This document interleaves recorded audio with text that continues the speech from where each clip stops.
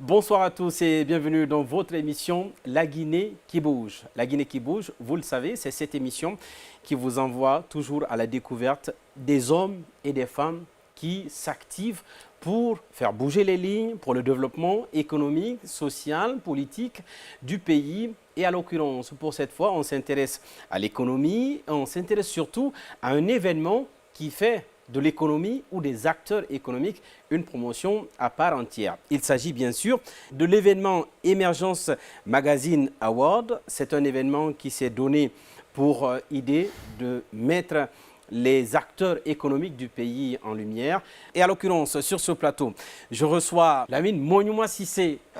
Tu es donc l'initiateur de cet événement et président de la commission d'organisation. D'où vient donc l'idée d'organiser un événement qui puisse récompenser les acteurs économiques du pays?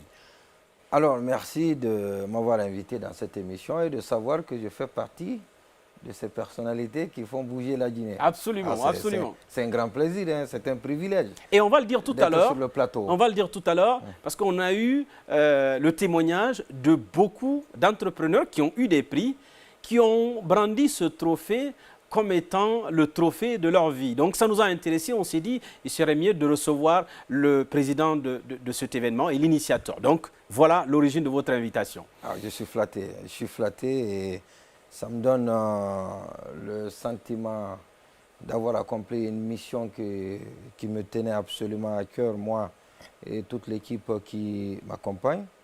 Alors vous avez parlé de l'initiative, c'est important de rappeler cela. Ce n'est pas moi qui suis l'initiateur, c'est plutôt le magazine. Oui.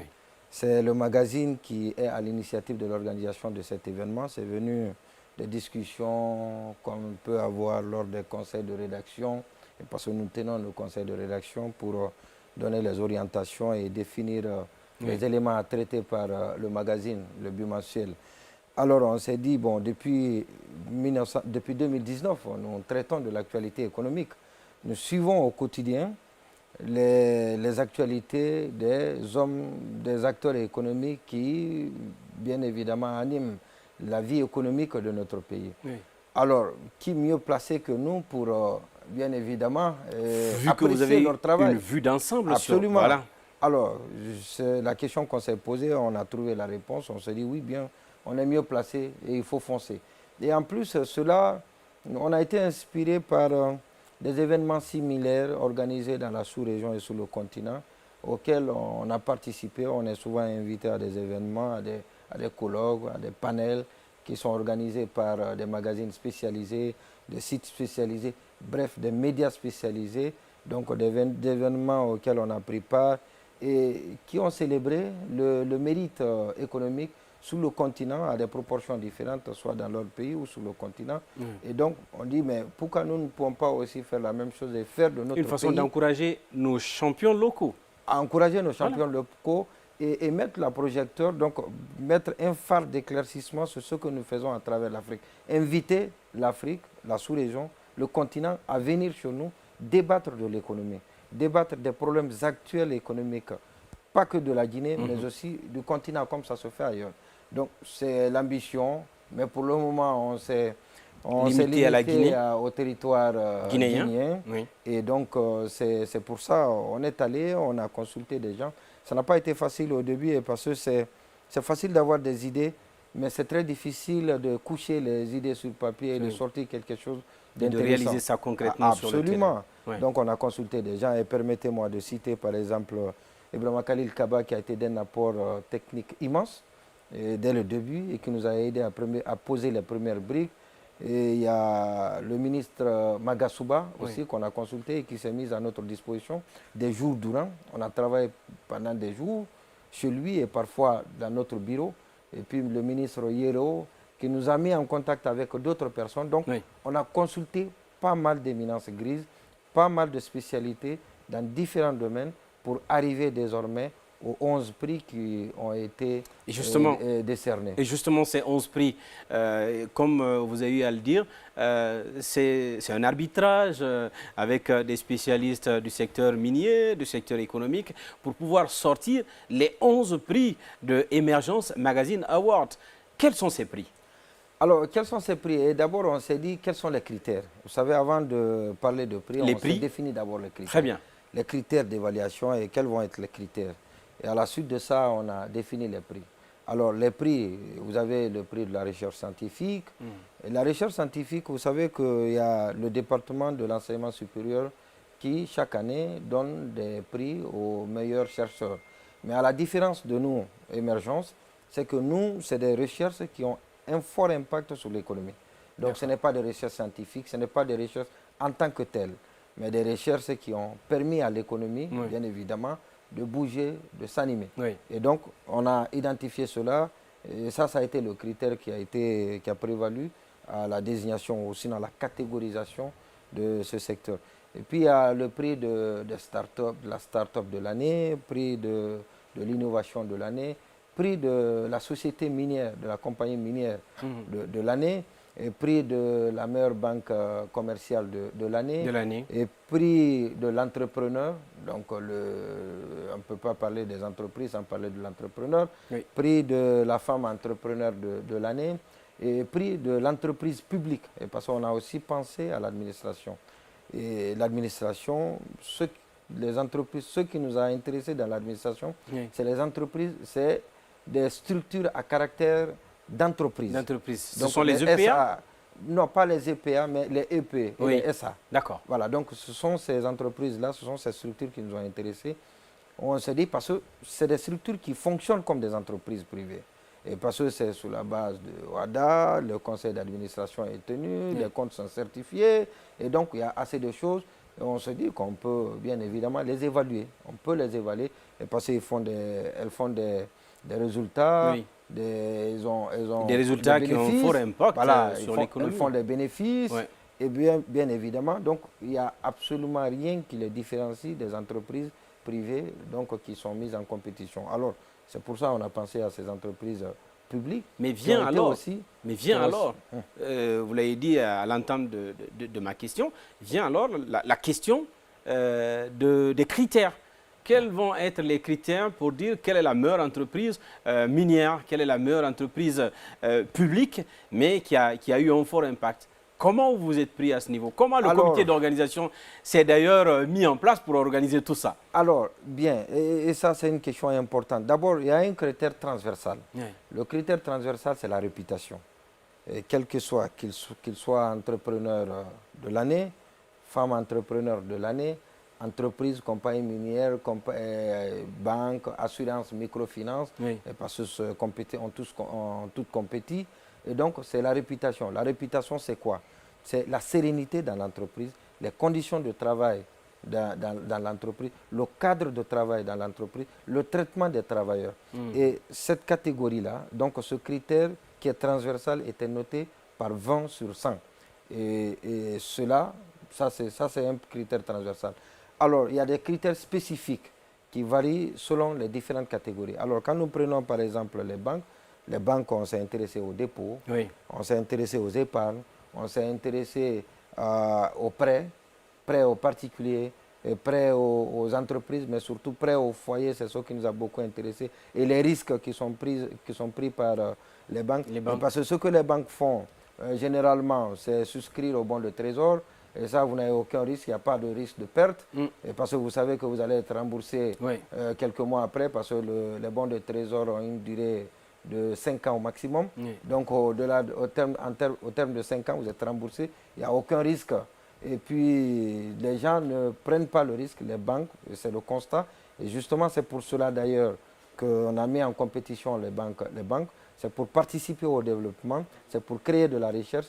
Alors, ces banques qui prennent le risque de donner de l'argent, de prêter de l'argent aux entreprises qui sont à leur début et qui viennent leur présenter des projets. Comme ça a été d'ailleurs le cas tout à l'heure avec la marque Kumfabo que nous avons reçue ici. Absolument. Qui a été soutenue donc par la Société Générale. Bien sûr. Donc des entreprises qui ne présentent aucune garantie, qui n'ont pas de maison à mettre en garantie, qui n'ont pas de véhicule à mettre en garantie, mais qui n'ont que leurs projets, des idées. Alors que la banque ait confiance à l'entreprise, la banque ait confiance en ce projet pour le financer. Et bien évidemment, ça nous a intéressés. Et ce critère-là a été bien noté. Donc ça, c'est concernant les banques. Mais justement, avant qu'on dépasse les banques, il y a le taux de couverture aussi le taux de couverture du pays. Est-ce que vous avez noté ce volet-là? Absolument. Parce que les banques ne s'arrêtent pas, ou les offres de services ne s'arrêtent pas que dans le milieu urbain, il y a aussi le milieu rural.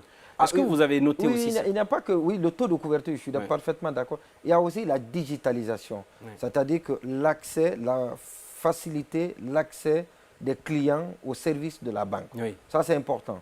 Et parce qu'on peut constater que les clients souffrent, les clients font de la misère pour accéder à leur épargne dans les banques, ce qui n'est pas normal. Il faut faire la queue. Voilà, donc il y a des banques qui sont très en avance. Il n'y a pas assez de guichets. Justement, les guichets ne continuent pas au-delà de la banlieue. Absolument. Voilà. Donc c'était de pousser les banques à aller à la digitalisation. C'est-à-dire de chez vous, que vous soyez capable de faire des transactions, que vous soyez capable de faire des retraits sans que vous ne vous déplacez. Et donc ce critère également a été pris en compte concernant les banques. Les microfinances, les institutions de microfinance, et bien évidemment c'est les prêts, ça aussi c'est les prêts, et le taux de couverture, les assurances, les sociétés d'assurance, c'est le remboursement des risques.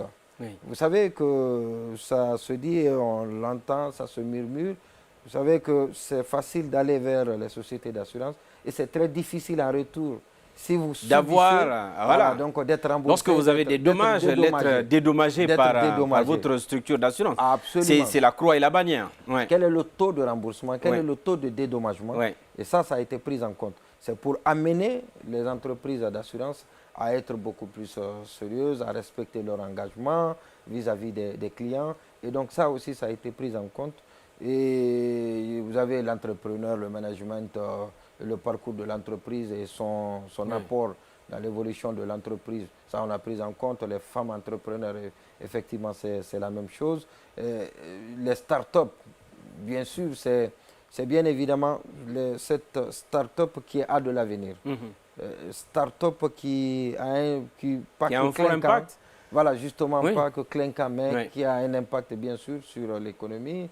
Et qui, de par son organisation et de par sa qualité d'action, donc pourrait inspirer. Mais Monument, excusez-moi de vous demander, de vous poser cette question. À vous entendre comme ça, il y a tellement de critères qu'on se dirait que c'est pratiquement impossible d'avoir un prix à Emergence Magazine Award. Oui, mais c'est pour ça c'est sérieux. C'est pour ça les gens, et vous l'avez dit, je suis très content de savoir que les gens ont accordé, attaché du prix à ce prix-là.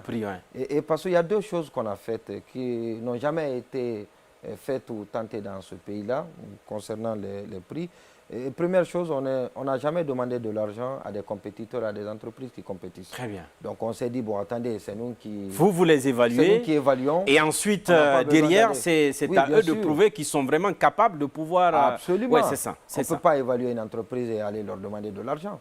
Et je connais beaucoup d'entreprises qui nous ont appelés après, quand les choses ont commencé, pour nous demander, ah bon, on veut vous rencontrer. Et quand nous sommes allés les voir, et elles nous ont dit, oui, on a de l'argent, on peut vous accompagner, c'est une très bonne initiative, on a vu ce que vous êtes capable, et on a décliné leur, gentiment, voilà, donc leur sollicitation, on leur a dit, malheureusement, on n'en a pas besoin. On a besoin d'argent, ça on galère. C'est-à-dire que ce n'est pas en fonction de votre investissement pour l'organisation qu'on peut s'attendre à un prix. C'est difficile pour les gens de comprendre que c'est objectif. Est-ce que c'est parce que c'était devenu aussi, on va dire quoi, l'habitude pour d'autres, on va dire comme ça, qu'en organisant, qu'il y ait cette habitude-là qui se soit installée? Est-ce que c'était devenu, disons, une compétition nationale, ce truc-là? Oui, c'était devenu une compétition nationale. Et l'autre chose, c'est qu'on a recruté un cabinet, et ça, c'est important de le préciser, et je félicite, je remercie le cabinet. Vous savez, le cabinet, on l'a recruté parce qu'à un moment donné, tout au début, on s'est dit que le travail, il est immense. Et quand on a été consulté des personnalités que j'ai citées tout au début, et quand on a défini les critères, et parce qu'il faut renseigner ces critères-là par des informations concernant les différents présélectionnés ou les différents nominés. Alors, on se dit que nous sommes journalistes, il est très difficile pour nous d'avoir accès à toutes les informations. Et parce qu'on va penser qu'il y a des informations... Que vous êtes en train de fouiller derrière eux. Absolument. On peut nous soupçonner d'avoir ces informations à des fins d'information. C'est-à-dire qu'on a les infos et on peut les utiliser pour les publier. Et il y a des informations qui ne sont pas à publier. des informations à des fins d'évaluation. Et on s'est dit qu'il n'y a que les cabinets qui peuvent les avoir. Et donc, on a approché un cabinet, le cabinet Mokam de Mohamed Kamara, qui est d'ailleurs un membre du comité membre du jury. Oui. On l'a approché, on s'est mis d'accord de travailler avec nous et de nous aider à avoir ces informations.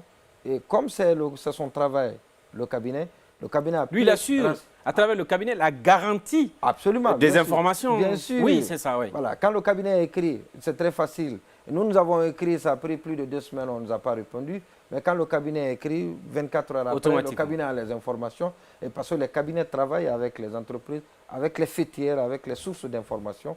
Et donc, c'est pour ça que le cabinet a eu toutes les informations. Oui. Et on s'est dit, bon, il faut laisser le cabinet faire tout le reste. Le cabinet a fait la présélection des entreprises dans différentes catégories. Oui. Le cabinet, et après la présélection, on a constitué les membres du jury. Les membres du jury, ils sont 9. C'est des personnalités à qualité et capacité insoupçonnées que nous connaissons dans le monde économique. Vous avez l'ancien directeur de la supervision bancaire, M. Ali Touré. Oui. Vous avez le recteur de l'université de Conakry, Dr Keita, dans le cadre de l'innovation, de la recherche et des start-up. Vous avez la directrice nationale de l'innovation et de la recherche scientifique, Mme Dine Touré. Oui. Vous avez le secrétaire général du ministère du Plan, Dr Touré. Donc, vous avez également des cabinets. C'est beaucoup de personnalités qui se sont joints à vous dans le cadre de personnalités, bien sûr. Oui. Donc, vous avez le juge Pierre Lama, ancien président du tribunal de commerce aujourd'hui, le président de la 2e chambre administrative et commerciale de la cour d'appel de Conakry. Donc, des personnalités qui ne peuvent pas s'associer à quelque chose de mauvais, à quelque chose d'inutile. Qui, quand ce n'est pas sérieux, quand ce n'est pas intellectuel, quand il n'y a pas une véracité dans ce qui est fait. Et croyez-moi que c'est très difficile. Les personnalités que je viens de citer, qui sont au crépuscule de leur carrière, c'est difficile de les corrompre, c'est difficile de les manipuler. Absolument, ils ont besoin de préserver leur image, leur réputation qu'ils ont construit depuis des années. Et ce n'est pas à cause d'un prix qui vont se livrer à du n'importe quoi, qui vont faire n'importe quoi. Absolument. Et donc, on leur remercie pour le travail de qualité. Et parce que ce que vous dites là, même ceux qui n'ont pas eu les prix sont d'accord que les critères d'évaluation et les évaluateurs étaient assez stricts. Étaient irréprochables. Ouais. Alors, peut-être on déjà est-ce que rien que le fait d'être nominé, est-ce que vous avez eu des satisfactions à ce niveau? Des gens qui ont été nominés qui n'ont pas eu de prix. Et parce qu'on va venir tout à l'heure à ceux qui ont eu des prix. Mais ceux qui ont été nominés, qui n'ont pas eu de prix, quel a été leur niveau de satisfaction? Je vais vous lire par exemple 2 messages qui m'ont absolument plu. Un message. C'est celui de M. Ali Kaba, de la catégorie des entrepreneurs. Ali Kaba, GPC. Oui, mais Ali Kaba, vous savez, à un moment, il y a un deuxième qui n'a même pas été nominé, mais qui était parmi les présélectionnés. Je parlais de la société Chalco. Mais d'abord, Ali Kaba.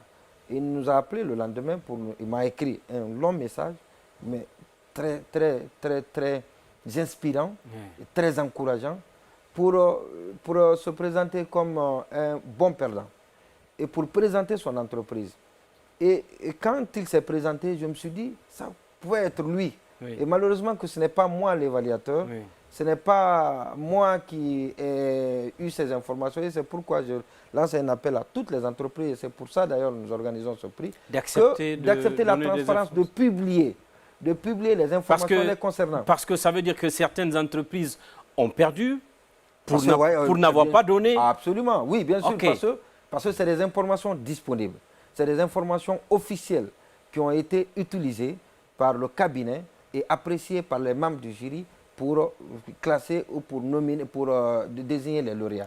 Et donc, on ne peut pas aller ailleurs parce que c'est un gage de transparence. Les informations qui sont publiées, ça veut dire que c'est des informations qui doivent être suivies par tout le monde. On n'a pas besoin d'aller chercher d'autres informations. C'est des informations à la disposition du public et c'est pour ce public-là, l'opinion, que nous faisons ce classement. Alors, il m'a présenté son entreprise. Tenez-vous bien, en 2000, le monsieur, il a créé avec ses frères, avec son leadership. Je connais bien l'histoire puisqu'on l'a reçu d'ailleurs dans cette émission. Ah voilà, justement. On connaît très bien, on maîtrise très bien le parcours de GPC. En 2 secondes, parce que ça m'a impressionné. Allez-y. En 2000, il n'avait que $200. L'entreprise a été formalisée en 2000, en 2009. En 2023, 10 ans ou 13 ans après la formalisation de l'entreprise trône à la tête d'un chiffre d'affaires de 130 millions de dollars.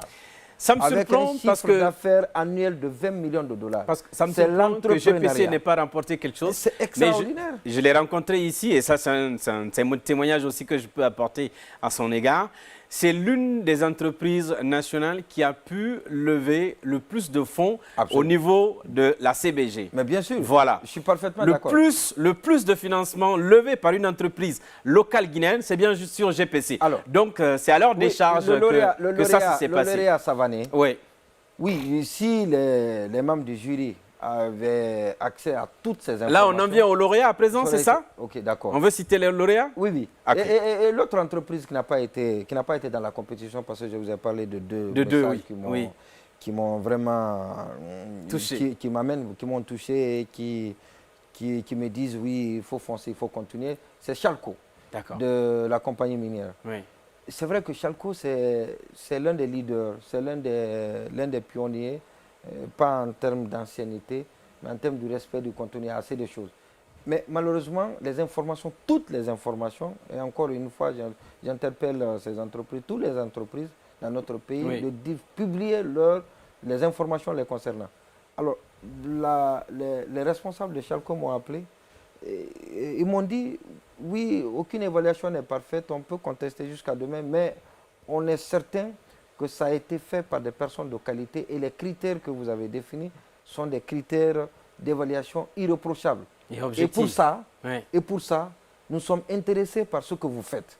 Et nous voulons désormais être dans la compétition. Nous vous invitons à venir voir nos installations, à apprécier ce que nous faisons. Et nous allons vous donner toutes les informations au fur et à mesure pour que l'année prochaine, qu'on ne soit pas... Qu'ils soient mis aux côtés. Quand une grande entreprise, quand un mastodonte comme ça vous appelle pour vous dire, pour accepter sa situation et pour vous dire qu'elle est contente. Elle est contente et elle va fournir tous les efforts pour... Bien qu'elle ne fasse pas partie des nominés. Ça, je pense qu'on ne peut que célébrer cela. Très bien. Lamine Monument Cissé, Émergence Magazine Award. À présent, en venant à ceux qui ont eu les prix, les nominés et les vainqueurs. Les nominés, très rapidement. Les nominés sont beaucoup. On n'a pas assez de temps parce qu'ils sont 55 nominés. Alors, on va aller sur les prix. On va aller sur les prix, les 11 catégories et le Grand Prix Émergence. Et d'abord, il y avait la compagnie minière qui a été...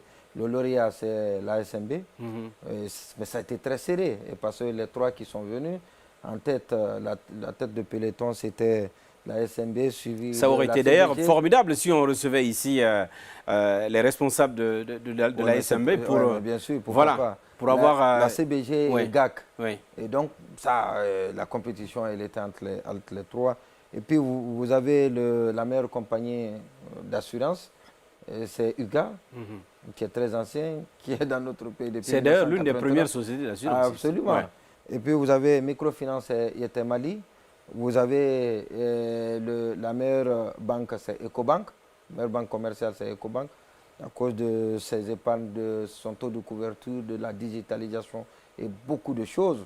Et Ecobank, ça, on dit merci, on dit félicitations à cette banque-là. Parce que moi, j'ai découvert même, ça a été pour moi la première fois de découvrir des chiffres, de savoir des choses concernant cette banque-là, que je ne savais pas par le passé, et qui m'ont mis d'accord sur ce qu'elles sont en train de faire. Voilà, donc ça c'est important.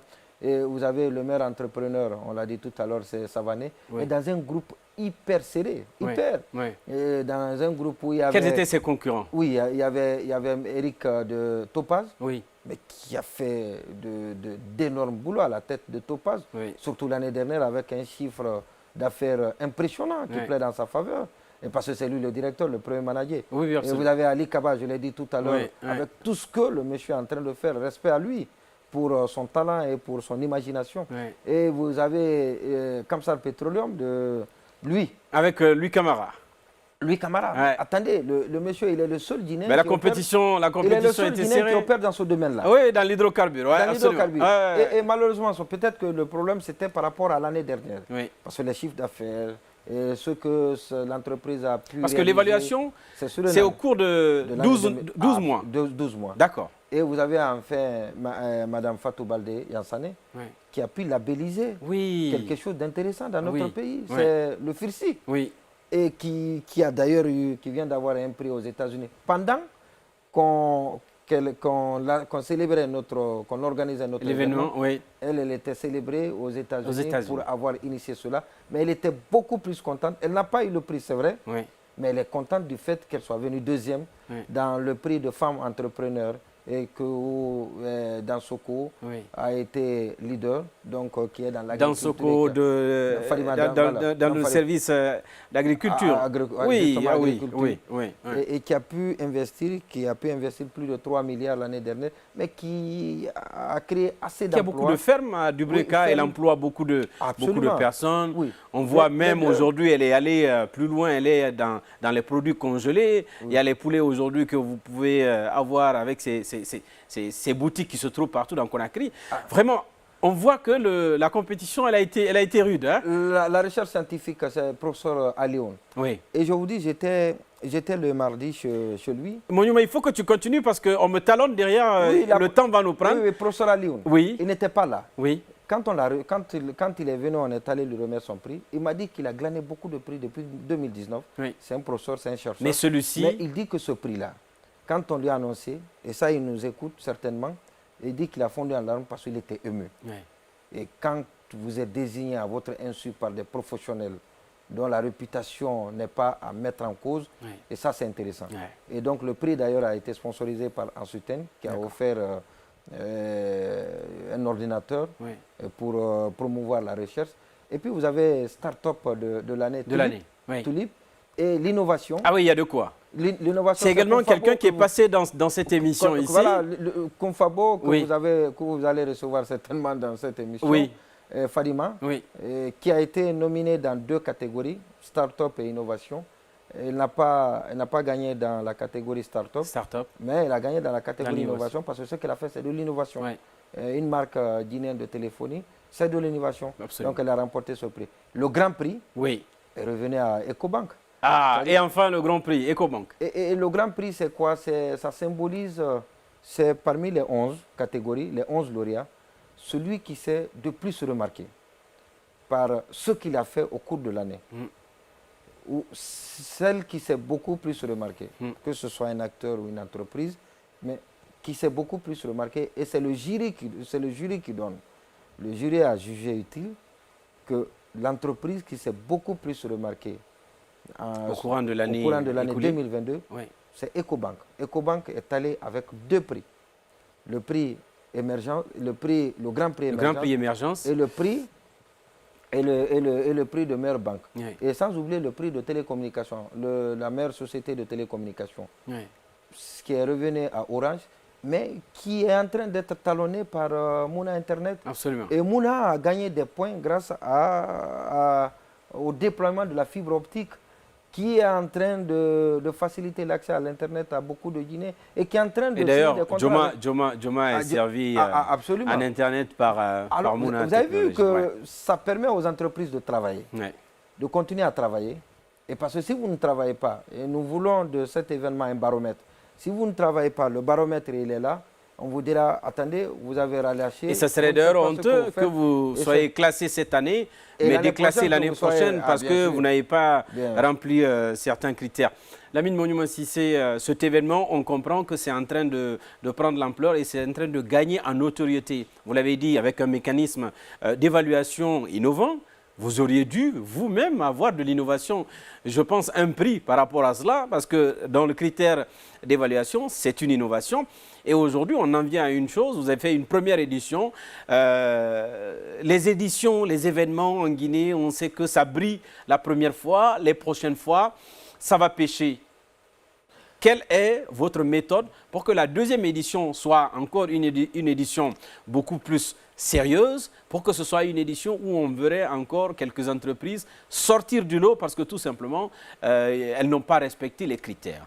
Comment ça va se passer? Si le coup d'essai a été pour nous un coup de maître contre rien, on n'a pas eu assez. Et je remercie les 2 sponsors d'Ecopress et Lunagi qui ont eu confiance en nous, Ouais. qui n'ont pas pu financer le budget, certes, mais elles nous ont fait preuve de soutien, et Oui. c'est important. Oui. Et l'année prochaine, on va s'y mettre à temps. Et tout ce qu'on vous a dit là a été préparé en 3 mois.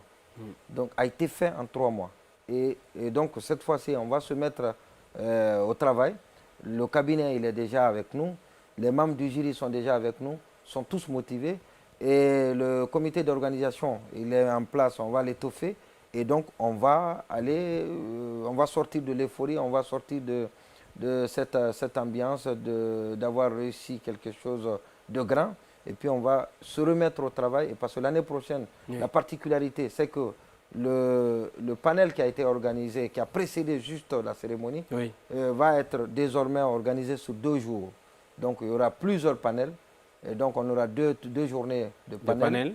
Et où on va Avant la inviter- cérémonie maintenant de... Et bien sûr, les entreprises viendront. On va parler de beaucoup de sujets, mais qui parlent de la Guinée, de l'Afrique. Et ça, c'est l'ambition et nous comptons réussir cela. Inch'Allah. Avec votre soutien. Merci à Dioma. Ah, j'allais justement te rappeler merci parce Merci à que... Dioma. Merci à Dioma. Je ne saurais remercier les médias. Et Dioma a produit gratuitement Oui. la cérémonie qui a été diffusée sur toutes les chaînes de télévision. Et d'ailleurs, je remercie aussi ces chaînes de télévision. Oui. On a touché ce jour plus de 7 millions de téléspectateurs. C'est inédit, c'était la première fois. Et sans rien payer aux médias. Et ça, je ne saurais terminer sans leur dire merci. Merci à Adafo aussi, à Lamine Girassi qui nous a beaucoup aidé. Oui. À toutes ces télévisions, Évasion, le Jolly TV et 6 TV. Oui. Merci à tout le monde. Je suis juste simplement fier de ma maison, Dioma.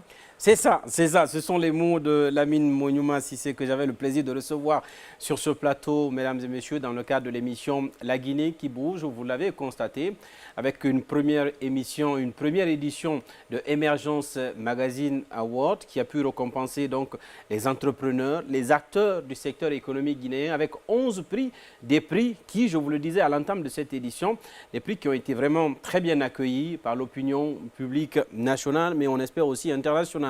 Et pourquoi pas voir une édition prochaine avec l'aspect international. Mesdames et messieurs, c'est la fin de cette émission. Moi, je vous donne rendez-vous très prochainement avec un autre invité et toujours à la découverte de ce qui se fait de mieux en République de Guinée. À très vite.